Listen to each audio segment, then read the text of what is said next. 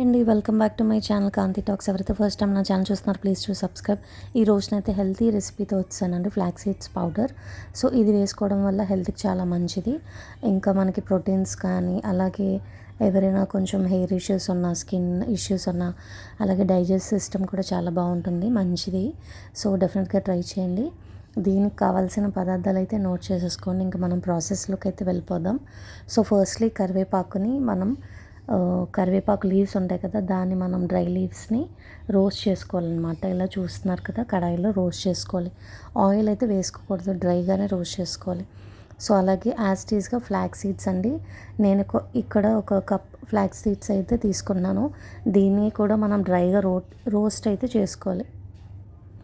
So అలాగే ground nut అనమాట, పల్లీలు, ఇవి కూడా మనం ఒక హాఫ్ కప్ తీసుకుంటున్నాము.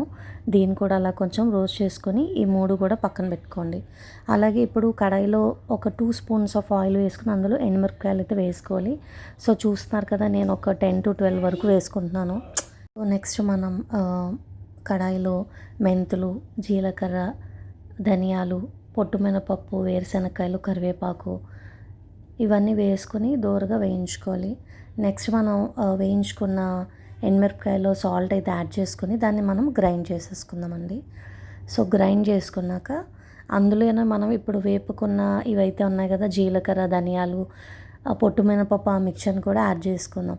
సో దాన్ని కూడా మనం లైట్గా మనం పౌడర్ అయ్యాక కరివేపాకును కూడా మనం యాడ్ చేసుకుందాం. సో ఇలా యాడ్ చేసుకుంటూ వెళ్ళడం వల్ల ఏమవుతుందంటే మనకి ఆ కన్సిస్టెంట్ అనేది స్మూత్గా వస్తుందన్నమాట. సో నెక్స్ట్ అలాగే కొంచెం వెల్లుల్లిపాయలు వేసుకోవాలండి.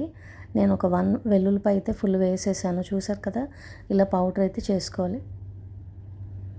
సో అందులోనే మనం ఫ్లాక్స్ సీడ్స్ కూడా వేసేసుకొని ఇంకా కొంచెం పౌడర్ అయితే చేసుకోవాలి. సో చూసారు కదా, ఎంతో tasty healthy flax seeds powder అయితే మనకి రెడీ అయిపోయింది. దీన్ని మనం లైక్ టిఫిన్స్లో కానీ, రైస్లో కానీ మంచిగా తీసుకుంటే హెల్తీగా అయితే ఉంటుందండి మనకి.